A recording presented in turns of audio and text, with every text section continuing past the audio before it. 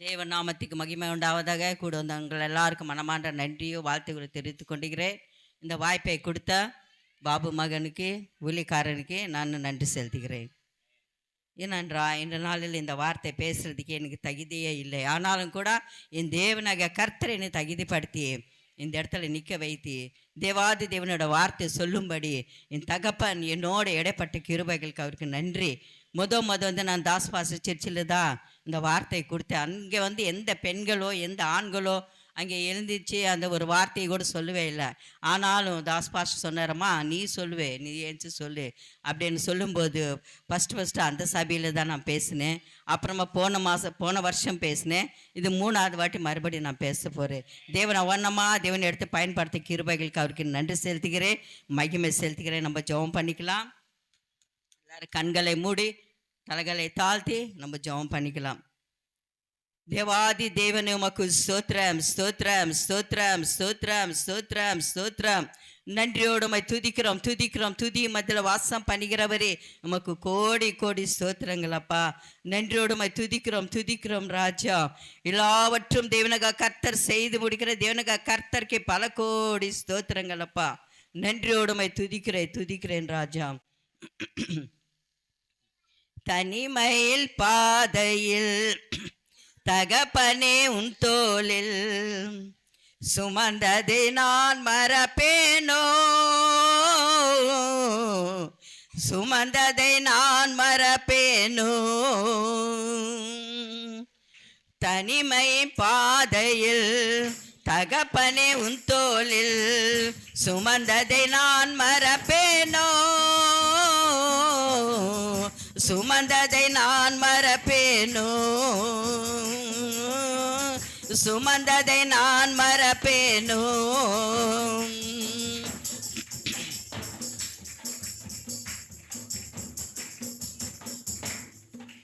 சோர்ந்து போன நேரங்கள் எல்லாம் மார்போடு அணைத்திக் கொண்டீரே, சோர்ந்து போன நேரங்கள் எல்லாம் மார்போடு அணைத்திக் கொண்டீரே, கண்ணீரின் கணக்குள் வைத்தீரே, ஆறுதல் எனக்கு தந்தீரே, கண்ணீரின் கணக்குள் வைத்தீரே, ஆறுதல் எனக்கு தந்தீரே. எத்தனை அன்பு என் மேல், எத்தனை பாசம் என் மேல், எத்தனை அன்பு என் மேல், எத்தனை பாசம் என் மேல். இதற்கு ஈடு என்ன தருவேனா,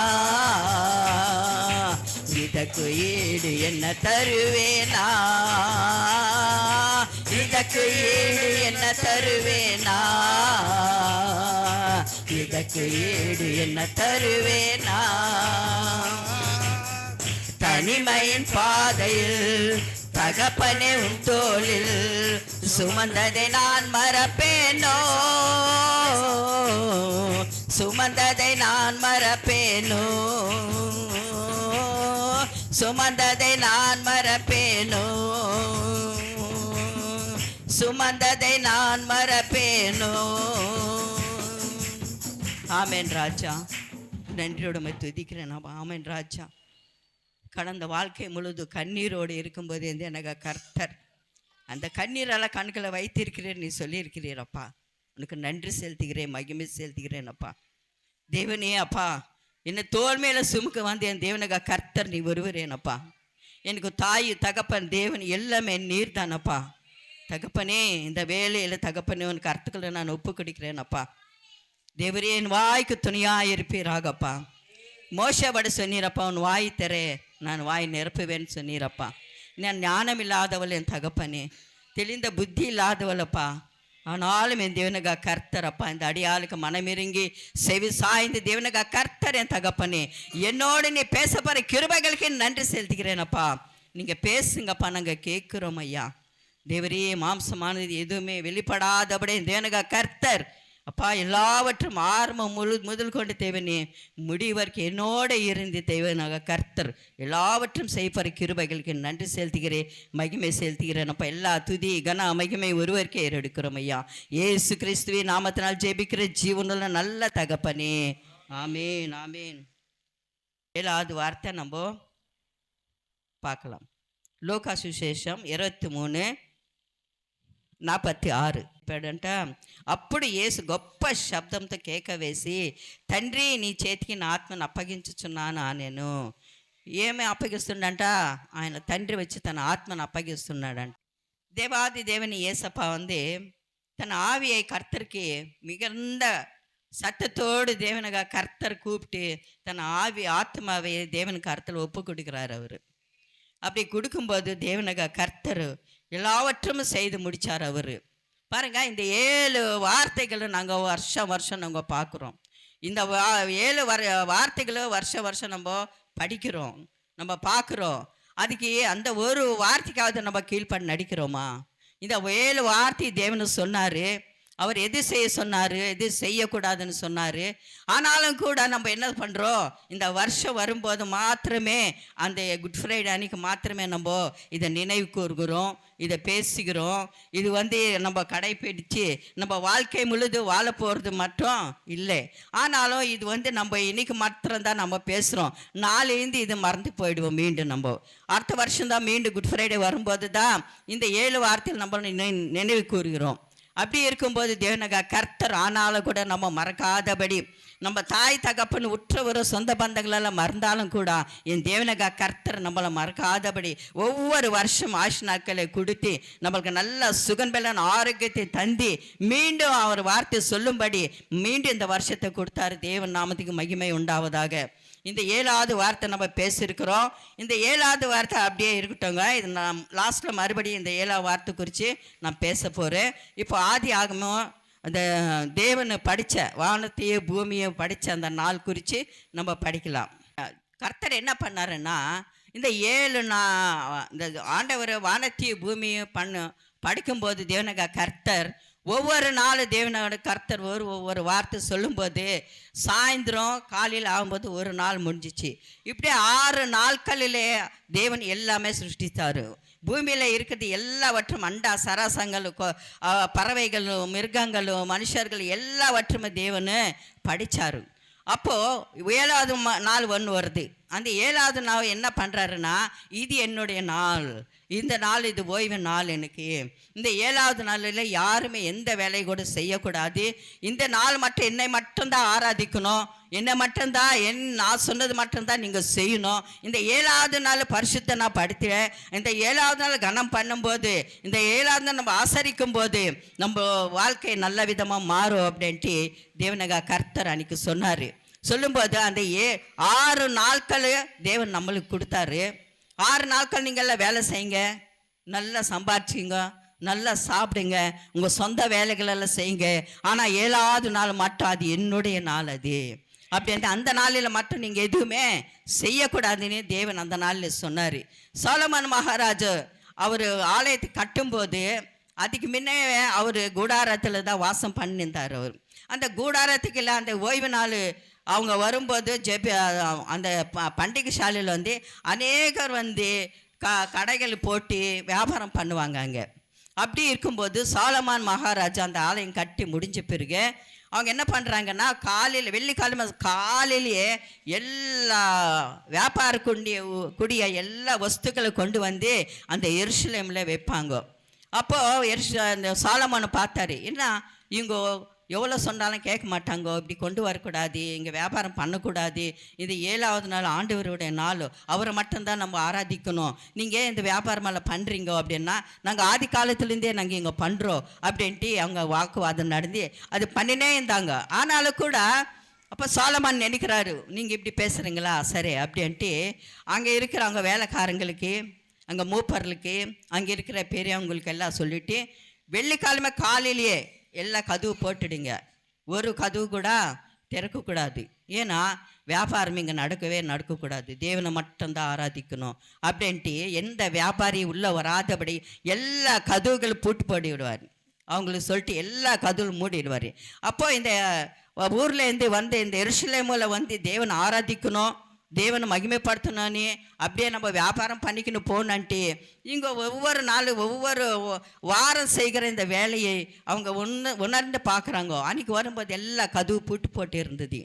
அப்போ அவங்க பார்க்குறாங்க, இதுனா இது இன்றைக்கி இந்த மாதிரி பண்ணாங்க, நம்ம ஓய்வு நாள் ஆயிடுச்சு, இன்றைக்கி நம்ம எப்படி ஆராதனை பண்ணணும், நம்ம எப்படி வியாபாரம் பண்ணணும் இப்படி அப்படின்ட்டு எல்லாம் வெளியே தான் உக்காடுறாங்க. அந்த வியாபாரம் பண்ணுறவங்கெல்லாம் அந்த வெளியே தான் உக்காடுறாங்க.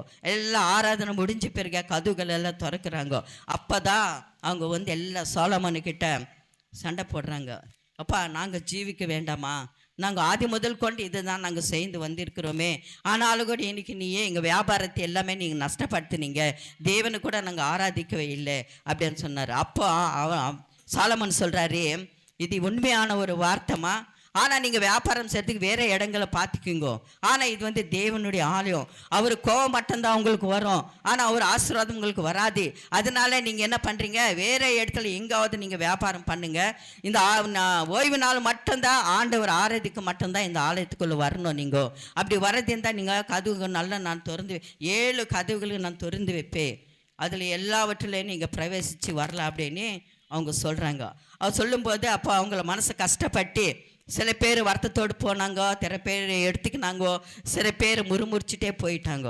இப்படி இருக்கையில் தேவனக கர்த்தர் பார்க்குறாரு, இந்த ஜனங்களும் எல்லாமே நான் பூமியில் படிக்கும்போது நான் எவ்வளவோ சந்தோஷப்பட்டேன், எவ்வளவோ ஒரு சமாதானமாக நான் இருந்தேன், ஆனால் இந்த மனுஷனை சிருஷ்டித்த நான் எதுக்கு எனக்கு இந்த மாதிரி வேதனை கொடுக்குறாங்க, இந்த ஜனங்க முறுமுறுக்கிறாங்கோ, கோவப்படுறாங்கோ, என் வார்த்தை கீழ்ப்பட மாட்டேன்றாங்க, எனக்கு என் வார்த்தைக்கே கேட்க மாட்டேன்றாங்க, என் ஆராதிக்கணும்ன்ட்டு நான் எவ்வளோ வாட்டி சொன்னாலும் கூட இந்த ஜனங்கம் வனங்குள்ள களத்துள்ள ஜனங்கள் அப்படி இருக்கும்போது எங்களை நான் என்ன பண்ணணும் ஏது பண்ணணும்ன்ட்டு தேவன் ஒவ்வொரு நாள் அவங்களை குறித்து அவர் யோசிச்சே இருந்தார். ஆனாலும் கூட தேவாதி தேவனு மீண்டும் அவர் கொண்டு பேசுகிறாரு.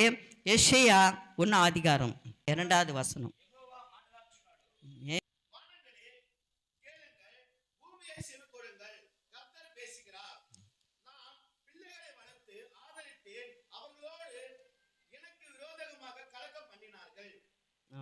படிங்க.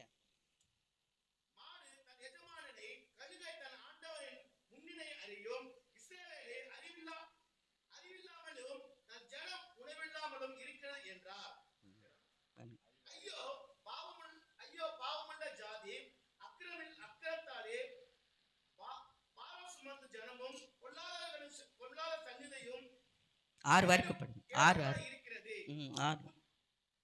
6 வரைக்கும் படிங்க.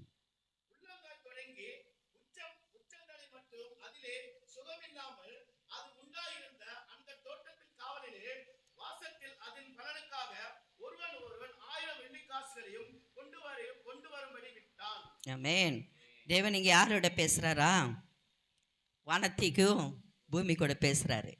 கர்த்தர் யாரு கூட பேசுகிறாரு? மனுஷர்கள் இல்லையா, ஊரில் தேசத்தில் ஜனங்கள் இல்லையா? ஆனாலும் கூட தேவன் யார் இடத்துல பேசுகிறாரு? வானத்துக்கு பூமிக்கு அவர் கூப்பிடுறாரு, அவர் சாட்சி கேட்குறாரு. இந்த ஜனங்களை நான் எவ்வளவோ நான் நேசிக்கிறேன், ஆனாலும் கூட இந்த ஜனங்க எனக்கு கீழ்ப்படிந்து என் வார்த்தை கேட்க மாட்டான்றாங்கோ. நீ வானவன் நீ கேளுங்க, பூமி நீ செவி கொடு, ஏன்னா நான் பிள்ளைகளை பெற்று அவங்களை நல்ல ஆளாக்கி இருக்கிறேன், ஆனாலும் கூட அவங்க என் வார்த்தை கேட்காம இருக்கிறாங்க. எதனாலன்னா நான் சிருஷ்டித்த யாவுமே என் தேவனக கர்த்தர் எல்லாவற்றுமே நான் சந்தோஷப்பட்டு இருக்கிறேன். ஆனால் கூட இந்த இஸ்ராயல் ஜனங்கள் பார்க்கும்போது எவ்வளவோ நான் அவங்க நல்லா இருக்கணும், என் மகங்க நான் என் ரூபத்தினால் அவங்கள சிருஷ்டித்தேன் அப்படின்னு சொல்லும்போது இந்த ஜனங்கள் மட்டும் அவங்க வார்த்தை கேட்கவே மாட்டேன்றாங்க. அப்போது சொல்கிறாங்க, அவங்க உச்சந்தலை முதல் கொண்டு உள்ளங்கால் வரை வியாதியோடு இருக்கிறாங்க. ஆனால் அந்த வியாதிகள் அந்த புண்கள் கட்டப்படவில்லை, அதுக்கு எண்ணெய் பூசவில்லை, அது சுகமாக்கவும் இல்லை. ஆனால் அந்த காயங்களும் அந்த புண்களும் அந்த எண்ணெய் எதுன்னா நம்ம பாவங்களும் அக்கிரமங்கள் தான். நம்ம எவ்வளோ பாவங்கள் எவ்வளோ அக்கிரமங்கள் செய்தால் கூட எண்ணெய் என்ற வார்த்தையினால நம்ம அபிஷேகம் பண்ணி நம்மளோட பேசுகிறார் தேவன். ஒவ்வொரு நாளும் நம்மளுக்காக காத்திருக்கிறார் கர்த்தர், ஒவ்வொரு நாள் நம்மளுக்காக ஏங்குகிறார் அவர், ஒவ்வொரு நாள் நம்மளுக்காக அவர் ஒவ்வொரு நாள் நம்மளை பாதுகாக்கி நம்ம வார்த்தை கேட்போமா அப்படின்ட்டு அவர் பார்க்குறாரு. ஆனாலும் கூட இந்த இஸ்ராயல் ஜனங்களோ வனங்குள்ளால் கருத்துள்ள ஜனங்கள் அப்படின்ட்டு தேவனுக்கு கீழ்ப்படியாமல் இருக்கிறாங்க. பாருங்க, மாடு தன் சொந்த எஜமானன்னு அதுக்கு தெரியுமா? கழுது கூட தன் சொந்த இடத்தை தெரியுமா? ஆனால் இஸ்ராயல் மக்களும் என்னை மட்டும் தெரிஞ்சுக்கொள்ள மாட்டான்றாங்க அப்படின்னு. அப்போ ஆண்டவர் சொல்கிறாரு, வானத்துக்கையோ பூமிக்கையோ சாட்சி சொல்கிறாரு அவர்.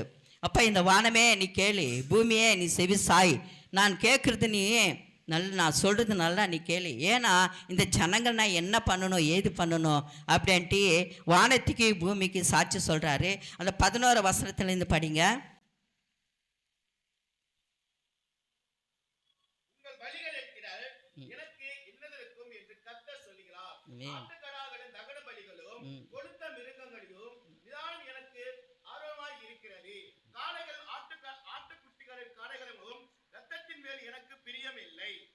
நீங்கள் என் சந்நிதி வரும் பொழுது என் பிரமாணங்கள் இப்படி விதிக்க வேண்டும் என்று உங்களிடத்தில் கேட்டது யார்? இனி வீண் காணிக்கைகளை கொண்டு வர வேண்டாம், காட்டி எனக்கு அருவருப்பாய் இருக்கிறது. நீங்கள் உக்கிரத்தோடு ஆசரிக்கிற மத பிறப்பையும் ஓய்வு நாளையும் சபை கூட்டத்தையும் நான் இனி சகிப்பது மாட்டேன். ஆமென். என்ன சொல்கிறார் கர்த்தரிங்க? நீங்கள் எது செய்தாலும் கூட என்னோட விருப்பத்துக்கு நீங்கள் மாறாக தான் நீங்கள் செய்வீங்க. ஏன்னா எனக்கு விருப்பமில்லாத காரியங்கள் தான் நீங்கள் செய்கிறீங்க. நான் எனக்கு எதுவுமே வேண்டாம் அப்படின்னு சொல்லும்போது அவர் என்ன சொல்கிறாரு? இந்த பலிகளை பார்த்து நான் என் மனசு எவ்வளவோ நான் கஷ்டப்பட்டு இருக்கிறேன். இந்த பலிகளை பார்க்கும்போது என்னால் சகிச்சுவே முடிய மாட்டேங்குது. ஏன்னா ஒவ்வொரு நாளும் காலை முதல் கொண்டு சாயந்தரம் வரைக்கும் பாவங்கள் செய்து தேவன் எடுத்து ஒரு மிருகஜீவன் கொண்டு வந்து அந்த பலியை செலுத்தி மறுபடி நாளைக்கு அதே பாவம் தான் செய்கிறாங்க. அப்போது தேவன் பார்க்குறாரு, ஒரு நாள் பாவம் செய்தாங்கன்னா அத்தோடு அது விட்டு தேவனுக்கு பயந்து வாழ்வாங்க அப்படின்னு தேவனை பார்த்தாரு, கர்த்தர் பார்த்தாரு. ஆனாலும் கூட அவங்க என்ன பண்ணுறாங்க? ஒவ்வொரு நாள் துடிஞ்சு இன்னைக்கு செய்த பாவம் காட்டிலும் நாளுக்கு இன்னும் பெரிதாக பாவம் செய்துட்டே வந்தாங்க. அப்போது அந்த ஆசாரிகளும் அங்கே இஸ்ராயல் மக்களும் அங்கே இருக்கிற பெரியவங்களை கூப்பிட்டு சொல்கிறாரு, இந்த தகன பலியிலெல்லாம் எனக்கு வேண்டாம், இந்த ஆட்டுக்குட்டி ரத்தமெல்லாம் எனக்கு வேண்டாம், நீங்கள் செய்கிறது எனக்கு பிடிக்கவே பிடிக்காது, என் மனசு ரொம்ப கஷ்டமாக இருக்கிறது நீங்கள் பண்ணுறதெல்லாம் இது எனக்கு கொஞ்சம் கூட எனக்கு நல்லா இல்லை. ஏன்னா உங்கள் மனசு ரொம்ப அக்கிரமத்தால் நெருப்பி இருக்கிறது தவிர அதனால் நாளைக்கு இந்த பலிகள் மட்டும் எனக்கு வேணவே வேண்டாம் அப்படின்ட்டு சொல்லும்போது அவர் 14 படிங்க.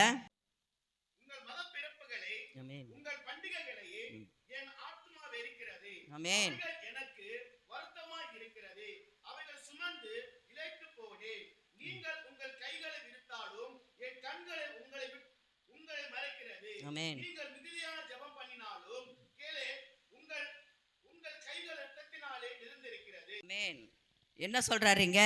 நீங்கள் ஜெபம் பண்ண கூட நான் கேட்க மாட்டேன். ஏன்னா அப்போ அமாவாசை ஒரு காலம், அமாவாசை ஒன்று வருதுன்னா அதுக்குண்டான காரியங்களெல்லாம் இந்த இஸ்ராயல் ஜனங்கள் செஞ்சுட்டே வந்தாங்க. இந்த அமாவாசையில் குறி சொல்கிறதோ, இந்த அமாவாசையில் ஜெபம் பண்ணுறதோ, இந்த அமாவாசையில் ஆடுகளோ பலிகள் எல்லாமே செலுத்துறதோ தேவனுக்கு அருவருப்பான காரியங்கள் செஞ்சுட்டே வந்தாங்க இவங்க.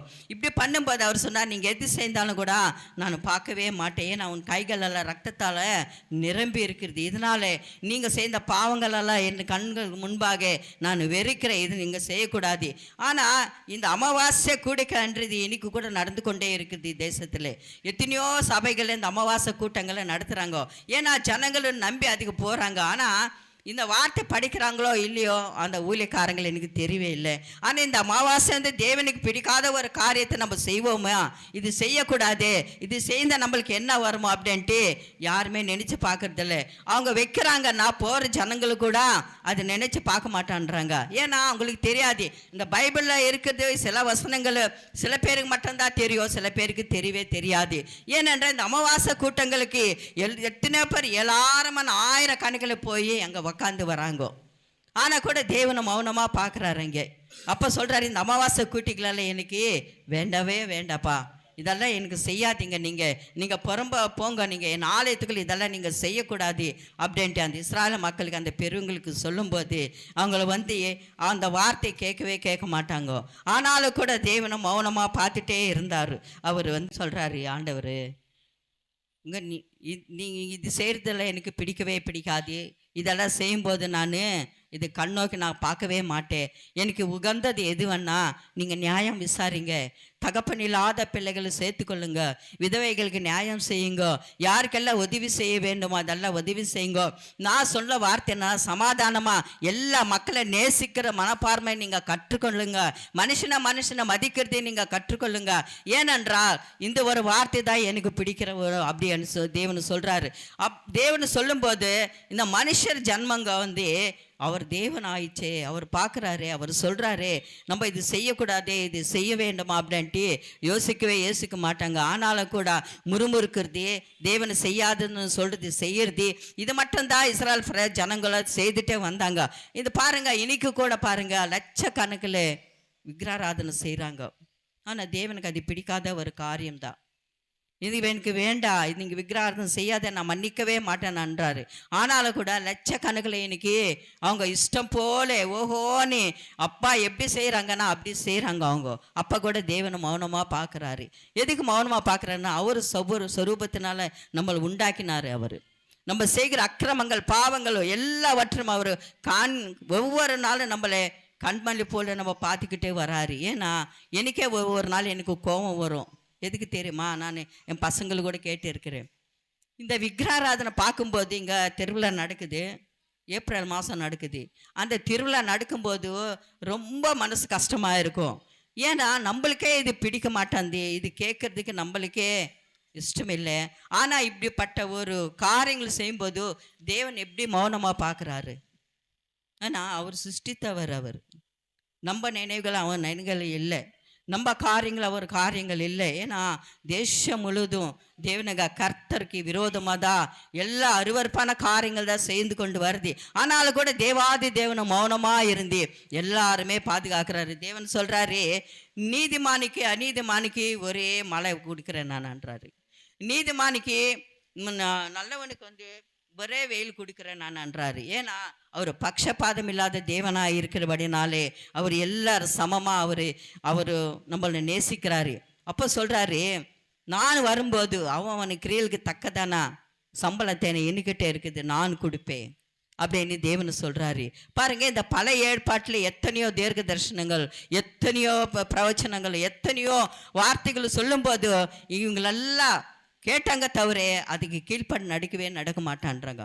நம்ம கூடங்க ஒவ்வொரு வருஷம் இதெல்லாம் நாங்கள் இப்போ பார்க்குறோம். தேவன் பேசின 7 வார்த்தைக்குள்ளே என்ன வார்த்தை அவர் நம்மளோடு பேசினார். இந்த இஸ்ராயல் மக்கள் அவர் என்ன பண்ணாங்க, அவர் என்ன பாவம் செய்தாங்க, ஆனாலும் கூட தேவனும் மௌனமாக பார்க்குறாரு. எதுக்கு பார்க்குறாருன்னா எருசலேம் வீதியில் ஏசப்பாவை அவர் அடிச்சுட்டு அவருக்கு கொண்டு வரும்போது கீழேயோ பட்டி மேலேயோ பட்டி அவர் எவ்வளவோ துன்பத்தோடு வேதனையோடு அந்த சிலுவை சுமந்து கொண்டு அந்த எருசலேம் வீதியில் வரும்போது எல்லா ஜனங்களும் பார்க்குறாங்க. அப்போது ஏசப்பா நினைக்கிறாரு, அவர் மலை மேலே பிரசங்கம் பண்ணும்போது அவங்களுக்கு அப்பத்தை கொடுத்தார் அவர். ஏன்னா என் பிள்ளைகளுக்கு பசியாக போகக்கூடாது, என் பிள்ளைகளுக்கு பசி ஆகுது, அதனால இவங்களுக்கு எல்லாம் அப்பத்தை நான் கொடுக்கணும் அப்படின்ட்டு அன்றைக்கி அப்பத்தை கொடுத்தேன். அந்த அப்பங்களெல்லாம் அந்த எருசலேம் வீதியில் ஏசப்பா அந்த சிலுவை சுமந்து வரும்போது அது கல்லுகளாக மாறிச்சா, கல்லுகளாக அவர் மேலே விசிறப்பட்டாங்களாம். நான் அன்றைக்கி கொடுத்த அப்பத்தை இன்னைக்கு எனக்கு கல்லுகளாக என் மேலே விசிறினாங்கோ அப்படின்னு சொல்கிறாரு. ஆனாலும் கூட அந்த ஜனங்க எல்லாருமே அந்த இராணுவக்கிட்ட யாருமே எதுவுமே பேச முடியாது. எப்படின்னா பிலாத்து அவர் சமாதானமாக அவருக்கு ஒரு கை கழுவிக்கினே எனக்கு இந்த பாவத்துக்கு சம்மந்தமே கிடையாது. ஏன்னா அவர் எந்த பாவமும் அறியாத மனுஷன், அவர்கிட்ட எந்த ஒரு குற்றையை நான் கண்டுபிடிக்கவில்லை, அந்த பாவமும் நான் செய்ய மாட்டேன் அப்படின்ட்டு அவர் கை கழுவினார். அப்புறமா அந்த ஜனங்க இஸ்ராயல் மக்கள் எல்லாம் அங்கே இருக்கிற யூத ஜனங்கள் எல்லாம் என்ன கத்துறாங்கன்னா, அந்த பாவம் எதுவாக இருந்தாலும் எங்கள் மேலே எங்கள் பிள்ளைகள் மேலே விளையட்டும் அப்படின்னு கத்துறாங்க. ஆனாலும் அவரை மட்டும் சிலுவை போட்டே ஆகணும் அப்படின்ட்டு ஒவ்வொரு மனுஷனும் கத்துனாங்க. அப்போது பிலாத்து சொல்கிறாரு, உங்களுக்காக நான் வருஷம் இந்த பண்டிகை நாளிலே ஒரு மனுஷனை நான் ஜெயிலேருந்து விடுதலை பண்ணுவேன், அதுக்காக நம்ம ஏசப்பாவை நான் விடுதலை பண்ணுவேன்னா வேண்டாம் எங்களுக்கு. ஏன்னா ஒரு துர்மார்கனும் அவன் கள்ளனாக இருக்கிறான், எல்லாருமோ கொலை பண்ணுற ஆள், அவர் செய்யாத ஒரு வேலை இல்லை, அப்படிப்பட்ட மனுஷனை எங்களுக்கு விடுதலை பண்ணுங்க, அவர் பேர் பரப்பா, அவர் மட்டும் எங்களுக்கு விடுதலை பண்ணுங்க, ஏசப்பா மட்டும் நீங்கள் சிலுவை போடுங்க அப்படின்னு சொல்கிறாங்க. அப்போ அவர் அந்த வீதியிலெல்லாம் அவர் தள்ளாடி போகும்போது அந்த உடம்பெல்லாம் ரத்தத்தோடு அப்படியே போகிறாரு. அவர் போகும்போது அந்த எருசலேம் குமார்த்திகள் எல்லாம் பார்த்து அழுகுறாங்கோ. அதில் ஒரு அம்மா வந்து கிளாஸ் தண்ணி எடுத்துகிட்டு வராங்கோ. அந்த போர் செயர்கன் பார்த்து அந்த அம்மா ஒரே ஒரு தட்டி விடுறாரு. அந்த கிளாஸ் அந்த அம்மா போய் தூக்கி அந்த பக்கம் விசிறி போயிடுவாங்க. அப்புறமா இன்னும் கொஞ்சம் தூரம் போன பிறகு இன்னொரு அம்மா வர்றாங்க. ஒரு டவல் எடுத்துன்னு வந்து அவன் முகத்தை தொடிக்கலாம் அப்படின்ட்டு அந்த முகத்தை தொடிக்கிறதுக்கு வரும்போது அப்போது ஏசப்பா பேசுகிறாரு அந்த அம்மா கிட்ட, எருசலேம் குமாரித்தே, எனக்காகவும் நீங்கள் அழுவ வேண்டாம், உமக்காகவும் பிள்ளைகளுக்காக நீங்கள் அழுவுங்க. எதுக்குன்னா அந்த பாவ வெதுவை எங்கள் மேலே எங்கள் பிள்ளைகள் மேலே இருக்க வேண்டுமென்ட்டு நீங்கள் தான் அந்த வார்த்தை சொன்னீங்க. அதனால் உங்களுக்கு தான் அது வந்து சேருது, அந்த பாவம் சேருது. அதனால் நீங்கள் என்ன பண்ணுறீங்கன்னா உமக்காக ஒன்று பிள்ளைகளுக்காக நீங்கள் அழுவுங்கோ. பச்சை மரமாக இருக்கிற எனக்கே இந்த பாடுகள்னா பட்டை மரம் போல இருக்கிற உங்களுக்கு என்ன பாடு வருமோ. அதனாலே ஏசப்பா சொல்கிறாரு, இது எனக்கு இது தகுந்தது தான். ஏன்னா தேவன் அவர் இந்த பூமிக்கு வந்து அந்த ரத்தம் சிந்திலேன்னா இன்னைக்கு நீயும் நான் இங்கே நிற்கவும் முடியாது, இங்கேயும் நம்ம தேவனை ஆராதிக்க முடியாது, அவர் நல்ல தேவனன்னு அறியவும் முடியாது. நம்ம அந்த காலத்துலலாம் தேவாதி தேவன் இடத்துல பலி செலுத்தும் போதுக்கு அதுக்கு என்ன ஒரு நினைவு இருந்தது. தேவன் இடத்துல பலி செலுத்தும் போது ஆசாரியன் உள்ளே போய் பலி செலுத்தும் போது அவர் பலி செலுத்துறாருன்ட்டு நம்ம எப்படி நம்பணும், அது எப்படி நம்பிக்கை வரும் நம்மளுக்குன்னா வெளியே இருந்து அவர் சத்தத்தை கேட்கும்போது உண்மையாக அவர் பலி செலுத்துறாருன்னு நம்ம நினைக்கிறோம். அந்த சத்தத்தை நின்று போயிடுச்சுன்னா அங்கே அவர் செத்து போயிடுவார். ஏன்னா அவ்வளோ பயமுள்ள, அவ்வளோ பராக்கிரமசாலி, அவ்வளோ கோபமுள்ளவர், அவரோ பெரிய தேவன். அவர் எப்படி ஆராதிக்கணும், எப்படி அவர் பலி செலுத்தணும்ன்ட்டு அந்த லேவிய ஜனங்களுக்கு அவர் கற்றுக் கொடுக்குறாரு. அந்த லேவியில் மக்கள் மட்டும் தவிர வேறு யாருமே அது உள்ள போகக்கூடாது. அப்படி இருந்த நம்மளுக்கு தேவாதி தேவனு இந்த பூமிக்கு வந்து நம்மளுக்காக ரத்தம் சிந்தி, நம்ம பாவங்களுக்காக, நம்ம அக்கிரமங்களுக்காக அவர் ரத்தத்தை சிந்தி நம்மளுக்கு இவ்வளோ பேர் பாக்கியத்தை ரட்சிப்பு நம்மளுக்கு கொடுத்த தேவாதி தேவனுக்கு நம்ம கைகளை தட்டி தேவாதின்னு மகிமைப்படுத்துவோமா? அப்படிப்பட்ட தேவன், நல்ல தேவன் நம்மளுக்கு தேவன் கிடைச்சார். எனக்கு அந்த தேவன் இல்லைன்னா எனக்கு நான் இங்கே நிற்க முடியாதுங்க. என் சாட்சி எதனா மத்தேயு 5 என் சாட்சி. அது மத்தேயு 5 எப்போ நான் அந்த வார்த்தையெல்லாம் படித்தேன்னா சண்டே கிளாஸில் தான் நான் படித்தேன். அந்த சண்டே கிளாஸில் படித்து அந்த வார்த்தைகளை கொண்டே நானே இது வரைக்கும் நான் நிலைத்து நிற்கிற தேவன் இவர் தான் என் தேவன். என் வீட்டுக்குள்ள 3 நாள் நல்ல பூஜை நடக்குது, ஆனாலும் கூட என்னை பார்க்க விட மாட்டார் என் தேவன். ஏன்னா தாய் கருவில் இருக்கும்போதே என்னை தனியாக பேர் சொல்லி அழைத்தார் என் தேவன். அதனால் அப்படிப்பட்ட எங்கள் வீட்டுக்குள்ள விக்கிராராதனை நடக்கும்போது கூட அது பக்கமாக கூட நான் இப்படி போய் பார்க்கவே மாட்டேன். ஏன்னா எனக்கு விருப்பம் இல்லாத ஒரு காரியம் அதெல்லாம். ஏன்னா எனக்கு பைபிள் தெரியாது, இவரே தேவனன்னு எனக்கு தெரியாது, எதுவுமே எனக்கு தெரியாது. ஆனாலும் கூட அந்த விக்கிரகம் பார்க்கும்போது எனக்கு அருவருப்பாக இருக்கும். அப்படி இருக்கும்போது தேவனக கர்த்தர் என்னை ஒவ்வொரு நாளும் ஒவ்வொரு நிமிடம் பாருங்கள், தாய் வீடு விக்கிராராதனை தான், புகுந்த வீடு விக்கிராராதனை தான். ஏன்னா எங்கள் அப்பா வேணும்னு சொல்லிட்டு என்னை விக்கிராராதனை செய்கிறவங்களுக்கு, அந்நிய ஜனங்களுக்கு என்னை கல்யாணம் பண்ணி கொடுத்தாரு. அப்போ வந்து எங்கள் அப்பாவுக்கு வந்து இந்த தேவனை பிடிக்கவே பிடிக்காது. இந்த தேவன் யாருன்னா பிரசங்கம் பண்ணி தெருவில் வந்துறாங்கன்னா கதவு ஜன்னல் எல்லாமே மூடிடுவார். ஏன்னா அந்த சத்தம் நம்ம வீட்டுக்குள்ளே வரக்கூடாது. அவர் நம்ம தேவன் கிடையாது, அவர் இங்கிலீஷ்கார் தேவன், அவர் வெளியே நாட்டு தேவன் அவர். ஏன்னா அவர் நம்பினவங்களும் அவர் எவ்வளோ கஷ்டப்பட்டாரோ அதே கஷ்டம் அவங்க அனுபவிக்கணும். அதனால தான் அந்த தேவன் நம்மளுக்கு கிடையாது. நம்ம தேவன் யாருன்னா தலைமுறை வர தேவன், நம்மளுக்கு பெருமாள் தான் நம்ம தேவன்னு எங்கள் அப்பா அடித்து சொல்லுவார். ஏன்னா அந்த கிறிஸ்டின் பார்த்தாலேன்னு எங்கள் அப்பாவுக்கு அவ்வளோ பெரிய கோபம் வரும். எங்கள் அம்மா நாங்களே ரட்சிக்கப்படுங்க போது எங்கள் அப்பாவுக்கு தெரிஞ்சுது. எங்கள் அப்பா தெரிஞ்சும் போது எங்கள் அப்பா வெளியே துரத்துனார். நல்ல மழை சீசனு, பெங்களூர் குளூர் எப்படி இருக்கும் அந்த மழை சீசனில் நாங்கள் 5 பேர், அம்மாவுக்கு அப்போ தான் ஆம்பளை குழந்தை 5 நாங்கள் பொம்பளை பசங்க. அப்போ தான் பையன் பிறந்தார். அந்த பையனு 3ஆவது மாதம் பையன்தான். அந்த மலையில் வெளியே தள்ளி பூட்டு போட்டுன்னு போயிட்டார் எங்கள் அப்பா.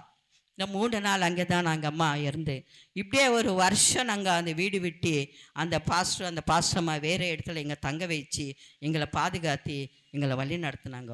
ஏன்னா அப்படிப்பட்ட பாடுகளெல்லாம் அனுபவித்து பார்த்துட்டு வந்த நான் இங்கே வந்தால் கூட அதுக்கு மிஞ்சான பாடுகள் இருந்தது. இங்கே எங்கள் மாமியார் எங்கள் மாமனார் இவங்கெல்லாம் பேசும்போதெல்லாம் எப்படி பேசுகிறாங்கன்னா அப்படி பேசுவாங்க. என் வீட்டுக்கு வந்து என் மருமகம் என் வீட்டுக்கு வெளிக்கேற்றணும், நாங்கள் செய்கிறது தான் நாங்கள் சொல்கிறது தான் நீ செய்யணும். ஏன்னா எங்கள் வீட்டு மருமகன் நீ எப்படின்னா உங்கள் இஷ்டத்துக்கு உங்கள் தேவனே எங்கள்கிட்ட இந்த வீட்டுக்குள்ளே கொண்டு வரக்கூடாது, அதுக்கு எங்களுக்கு ஒத்து வராது. என் தேவன் கோவக்காரு, எந்த தேவனை நாங்கள் வணங்க மாட்டோம், என் தேவங்களுக்கு அவ்வளோ பேர் கோபம் வரும், இதெல்லாம் நீ பண்ணக்கூடாது. உங்கள் அப்பா என்ன சொன்னார், நீங்கள் இந்து வந்தால் கட்டி கொடுத்தாரு, நீ என்ன இதெல்லாம் பண்ண மாட்டேன்ற அப்படின்ட்டு ஒவ்வொரு வாரம் சண்டே எங்கள் மாமியாருக்கு எனக்கு சண்டை வரும். ஆனால் கூட அவங்க எது பேசினாலும் கூட எதனா பேச நான் செவடர் மாதிரி இருப்பேன். நான் எதுவுமே கண்டுக்க மாட்டேன். அப்படி இருக்கும்போது எதிரில் அண்ணி இருந்தது, அவங்க விக்கிராராதன் தான்.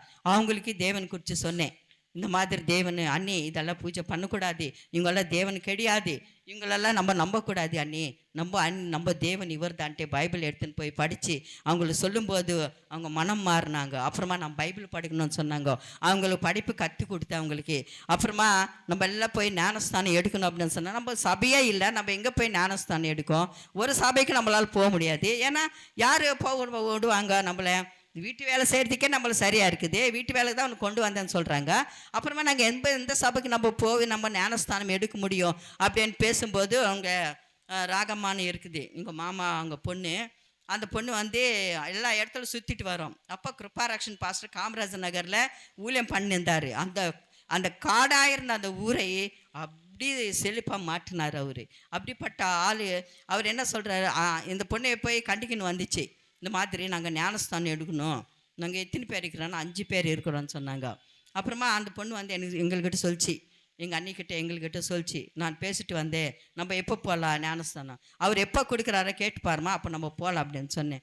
அப்புறமா 9 மணிக்கெல்லாம் எல்லா சாப்பாடு எல்லாமே ரெடி பண்ணிவிட்டு, எங்கள் மாமியார் 11 மணிக்கு வருவாங்க வேலை செய்து, எல்லாமே ரெடி பண்ணிவிட்டு, மகேஷ் சின்ன பையன் 6 மாதம் பையன், மது கோபி வந்து கொஞ்சம் இதுவாக இருக்கிறாங்க, இந்த 2 பிள்ளைங்களும் மகேஷனும் பால் கொடுக்குற 6 மாதம் குழந்தை. போயிட்டோம் எங்கே மணல் புதுநகர் மணல் அங்கே போனோம். போயிட்டு ஞானஸ்தானம் எடுத்துகிட்டு சரி நம்ம போயிட்டு ஞானஸ்தானம் எடுத்துகிட்டு அவங்க வரதுக்குள்ளே நம்ம வந்துடலான்னு பார்த்தோம். ஆனால் போகிறதுக்கே 2 மணி நேரம் ஆகுது அந்த ஊருக்கு அங்கே போகிறதுக்கு. அப்புறமா போய் நாங்கள் ஞானஸ்தானம் எடுத்து வீட்டுக்கு வரும்போது 5 மணி ஆயிடுச்சு. இங்கே 2 வேலை முடிச்சுட்டு வந்து வீட்டில் உக்காந்துருக்குறாங்க. அவங்க மாமியார் உக்காந்துருக்காங்க, என் மாமியார் உக்காந்துருக்குறாங்க. நாங்கள் 5 பேர் போனோம், போயிட்டு ஞானஸ்தானம் எடுத்துகிட்டு வந்தோம். அப்புறமா எங்கே போனீங்க? அவங்க என்ன நினச்சாங்க தெரியுமா, நாங்கள் சினிமாவுக்கு போனோம் தான் நினச்சாங்க.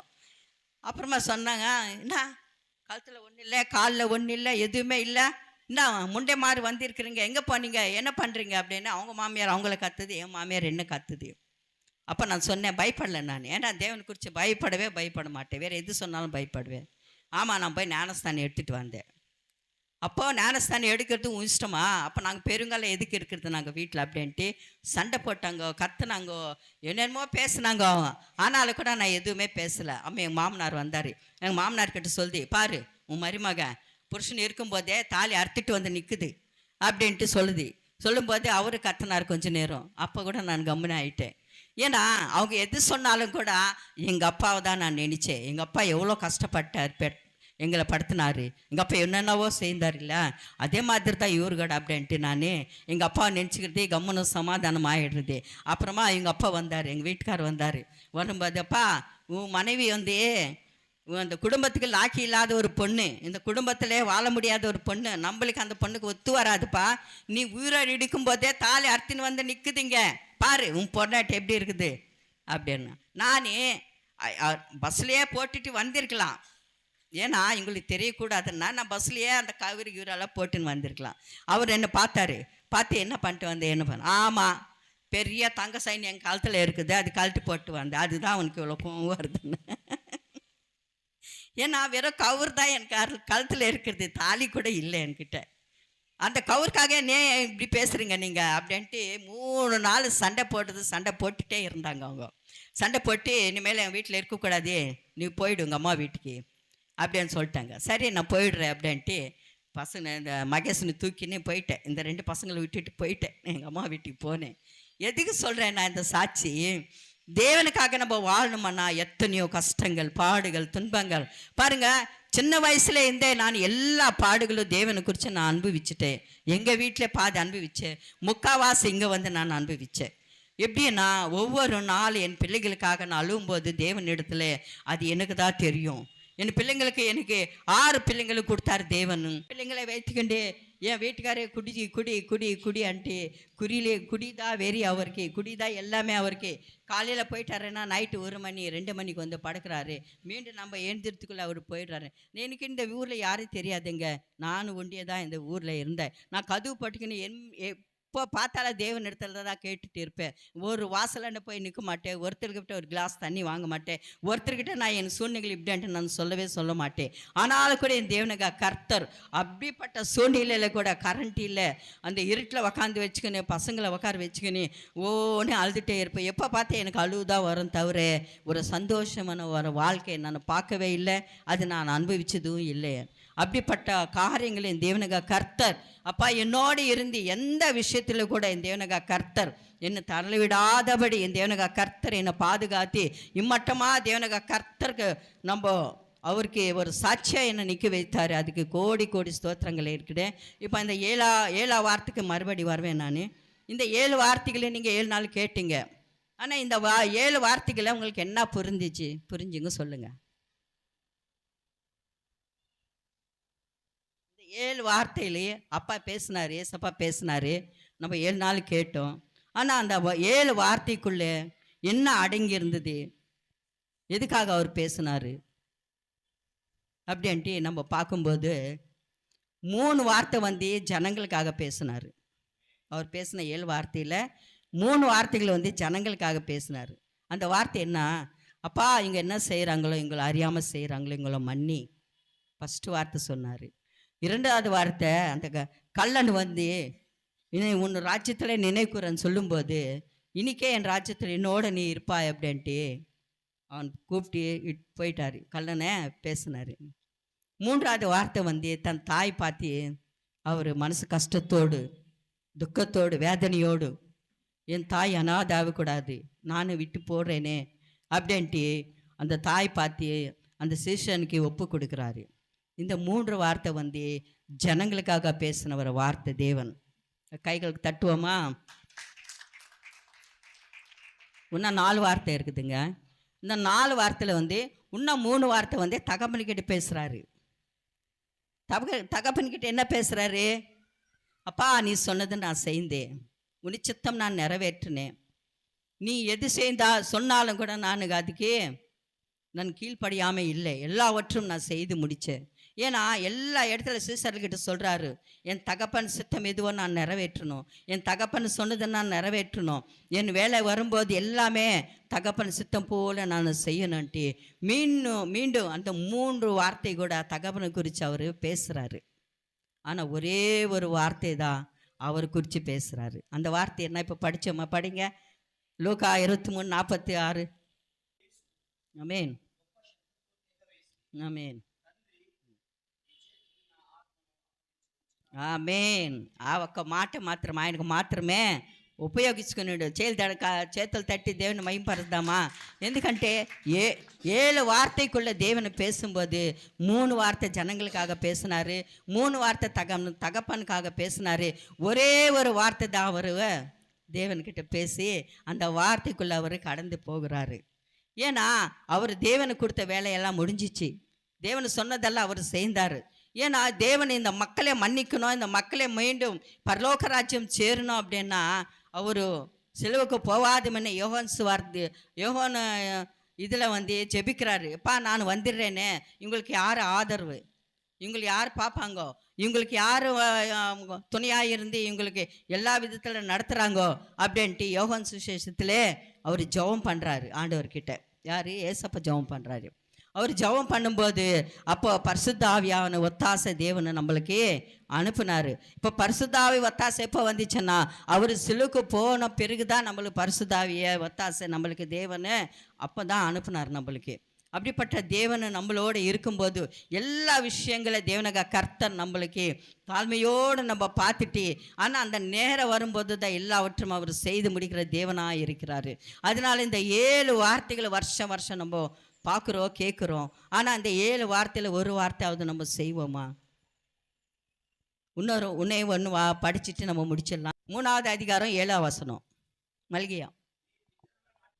நீங்கள் உங்கள் பிதாக்கள் நாட்கள் தொடங்கி ஆமென். என் கட்டளைகளை கைக்கொள்ளாமல் அவர்களை விட்டு விலகி போனீர்கள்.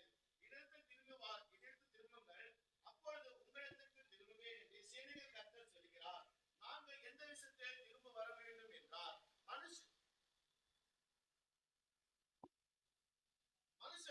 மனுஷன் தேவனை வஞ்சிக்காமல் நீங்களே என்னை வஞ்சிக்கிறீர்கள். எதிலே உம்மை வஞ்சித்தோம் என்றார்கள். தசமபாகத்தில் காணிக்கைகளை கொண்டு வாங்க. ஏன்னா ஆண்டவர் ஒரு ஆலயத்துக்கு வைப்போம். அந்த எருசலேம் பகுதியிலே தேவனுடைய ஆலயத்துக்கு போகும்போது அங்கே வந்து அவங்க கொண்டு போகிற ஒரு விசேஷித்தமான காணிக்கைகளோ அங்கே அர்ப்பணங்களோ எல்லாவற்றும் பார்த்தாலோன்னா நம்மளுக்கு ஆச்சரியமாகும்.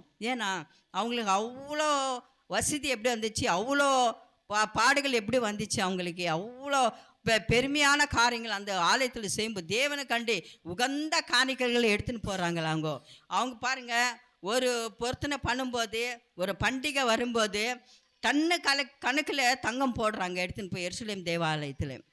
வெள்ளி வந்து அது கணக்கே இல்லாமல் எடுத்துன்னு போய் போடுறாங்க. அப்படி போட்டதுனால தான் அந்த இஸ்ராயல் மக்களை தேவன் ஒவ்வொரு விதமாக அவங்கள ஆசீர்வதிச்சார். ஏன்னா நம்ம இந்த வார்த்தைகளெல்லாம் நம்ம படிக்கிறோம், கேட்குறோம், எல்லாமே செய்கிறோம். ஆனால் கூட நம்ம மனசு மட்டும் மாறவே மாறாது. ஏன்னா தேவனுக்கு கொடுத்து என்ன வரும் நம்மளுக்கு? நாளைக்கு நம்மளுக்கு செலவுக்கு வரும், நாளைக்கு நம்ம இது பண்ணிக்கலாம், நாளைக்கு அது பண்ணிக்கலாம் அப்படின்ட்டு நம்ம தேவனுக்கு மட்டும் நம்ம நினச்சி பார்க்க மாட்டோம். நம்மளுக்கு நல்ல ஜீவனை கொடுத்து, நல்ல ஆரோக்கியத்தை கொடுத்து, நல்ல சுகன்பலம் தந்தி, நல்ல ஞானத்தை கொடுத்து நீ வேலை செய்ய சம்பாரிச்சுக்கோன்னு சொன்னால் அது என் சொந்த பலம், என் சொந்த ஞானம், நான் சொந்தமாக கஷ்டப்பட்டேன், நான் ஏன் மற்றவங்களுக்கு கொடுக்கணுன்ட்டு நம்ம எண்ணங்கள் அப்படி போகுது. அதனால தான் நம்ம அந்த எருசலேம் ஜனங்களை மாதிரி நம்ம எதுவுமே நம்மளால் செய்ய முடியாதுங்க. அவங்க பாருங்க, அவங்க ஆடு மாடு தான் மேய்க்கிறாங்க. ஆனால் அப்படிப்பட்ட பணக்காரங்கன்னா அந்த எருசலேமில் அவங்க கொடுக்குற காணிக்கைகள், அவங்க செலுத்திக்கிற பலிகள் அப்படி இருக்கும், தேவனுக்கு உகந்ததாக இருக்கும். அவங்க தேவனுக்கு கொடுக்கணுமன்னா அது ஒரு பொருத்தனை பண்ணி கொடுப்பாங்க. இந்த விசேஷித்தமானதாக தான் நம்ம தேவனுக்கு கொடுக்கணும். நம்ம எது நினைச்சு அதெல்லாம் நம்ம கொடுக்கக்கூடாது அப்படின்னு சொல்லும்போது மோசே கூட அதுக்கு தகுந்த மாதிரி சொல்கிறாரு. இது ஒரு பலி செலுத்தும் போது, ஆடு பலி செலுத்தும் போது, மாடோ ஆடோ ஏதோ செலுத்தும் போது அது ஊனமுற்றதாக இருக்கக்கூடாதுன்னு தேவன் மோசே சொல்கிறாரு. தேவன் கொடுக்கும்போது உகந்ததாக இருக்கணும், நல்லதாக இருக்கணும், அது மனமகிழ்ச்சியாக இருக்கணும். அப்போ தான் தேவன் உங்களே பாருங்கள், வானாதி பலகலைகளை தெரிந்து உன்னை இடம் கொள்ளாதபடி நான் ஆசீர்வதிப்பேன். எப்போ? அவர் பண்டிகை சாலையில் எல்லாமே நம்ம கொண்டு வந்து அவர் வார்த்தை கீழ்பட்டி, அவர் வார்த்தைக்கு அவர் கற்பனை கட்டளை கீழ்படி நடக்கும்போது எல்லாவற்றும் அவர் நம்மளை ஆசீர்வதிப்பார். யார் ஆசீர்வதிப்பார்? அவர் நம்மளை தான் ஆசீர்வதிக்கணும்னு சொல்கிறாரு. அப்படிப்பட்ட தேவனுக்கு நம்ம முன்ன வந்து எல்லாத்தையும் செய்யும்போது, தேவனுக்காக நம்ம உகந்ததாக செய்யும்போது அவர் நம்மளை ஆசீர்வதிக்கிற தேவனாக இருக்கிறார். நான் ஆசீர்வதிக்கிறேன் அப்படின்னு தேவாதி தேவன் சொன்னதுனாலே நம்ம எல்லாவற்றும் ஒவ்வொரு நாளும் நம்ம சபையில் வந்து நம்ம ஒவ்வொரு வாரம் வந்து நம்ம கலந்துக்கிறோம், செய்கிறோம், போகிறோம், வரோம். ஆனாலும் கூட என் தேவனக கர்த்தருக்கு செய்ய வேண்டியது நம்ம செய்யாமே இருக்கிறோம். நம்ம அதுதான் நம்மளுக்கு வந்த கஷ்டங்கள், பாரங்கள், துன்பங்கள் எல்லாவற்றுமே அவருக்கு செய்யாதது நம்ம செய்ததுனால தான். பாருங்கள், நம்ம சபைக்குள்ளே வந்து ஆண்டவரோட வார்த்தை நம்ம கேட்டுட்டு போகிறோம்னா நம்ம வெறும் கையோடு போகக்கூடாதுன்றார் ஆண்டவர். ஏன்னா ஆண்டவர் வார்த்தை வெளியேற பெற்ற வார்த்தை, முத்துக்களை காட்டும் வெளியேற பெற்ற அந்த வார்த்தையை நம்ம கேட்குறோமே, அதுக்கு நம்ம கை நிறைய கூட கொடுக்குவான்னா. ஆனால் நம்மளுக்கிட்ட இருக்கிறதே தேவாதி தேவனுக்கு அது உகந்த காணிக்கை நம்ம கொடுக்கும்போது நம்ம பிள்ளைகளுக்கு கூட பாருங்கள், என் பெரிய பையன் வந்து நான் அவர் 3வது மாதத்தில் ரொம்ப டேஞ்சர் ஆகிட்டார், ஒரே வாந்தியோ பேதி ஆகிடுச்சார். அப்போது எங்கள் அம்மா வந்து அவங்க செலுத்தும்போது அங்கே பண்ணும்போது நான் பார்த்தேன். என்ன சொன்னாருங்க, என்ன சொல்லிச்சேன்னா, ஃபஸ்ட்டு உகந்தது தேவனுக்கு தான் கொடுக்கணும். நம்ம குழந்தை ஆகட்டும், மாடாகட்டும், கோழி ஆகட்டும், ஒரு மரத்தில் வர காய் வந்தால் கூட அது தேவனுக்கு உகந்ததாக ஃபஸ்ட்டு நம்ம கொடுக்கணும். அப்போ தான் நம்மளை ஆசீர்வதிப்பார் தேவன் அப்படின்னு சொல்கிறாரு. அப்போ அவ்வளோ சீரியஸாக அவ்வளோ உடம்பு சரியில்லாத இருக்கும்போது என் பெரிய பையனை நான் பொருத்தனை பண்ணேன். இதே இடத்துல பொருத்தனை பண்ணேன். அங்கே ஒரு கட்டு போட்டிக்கினே உன்னை பொழைக்க மாட்டான் இவன், அவ்வளோதான் முடிஞ்சிச்சான்னு நினச்சி அழுதுட்டு ஜெபம் பண்ண. அப்பா இவன் பொழிச்சான்னா கண்டிப்பாக உனக்கு சீசனாக நான் கொடுப்பேன், உனக்கு ஊழிக்காரனை நான் கொடுப்பேன் என் மகனே அப்படின்ட்டு நான் பொருத்தனை பண்ணி ஜெபிச்சு படுத்து தூங்கினேன். அழுது அப்புறமா 4 மணிக்கு எழுந்துச்சு அழுகுறான். அப்போ பார்க்கும்போது அழுகுறா குழந்தை. அப்போ தான் பால் கொடுத்தா அவன் பால் குடித்து 4-5 நாள் ஆகிப்போச்சு. கண்டு திறக்கிறதில்ல, அழுகுறதில்லை, எதுவுமே இல்லை, முடிஞ்சிச்சானு வேலை அப்படின்ட்டு நான் நினைக்கும்போது, ஏன்னா அது 2வது பையன், ஃபஸ்ட்டு பையன் 8வது மாதத்தில் பிறந்து 1 வாரம் இந்த ஹாஸ்பிட்டலில் இறந்து போயிட்டார்.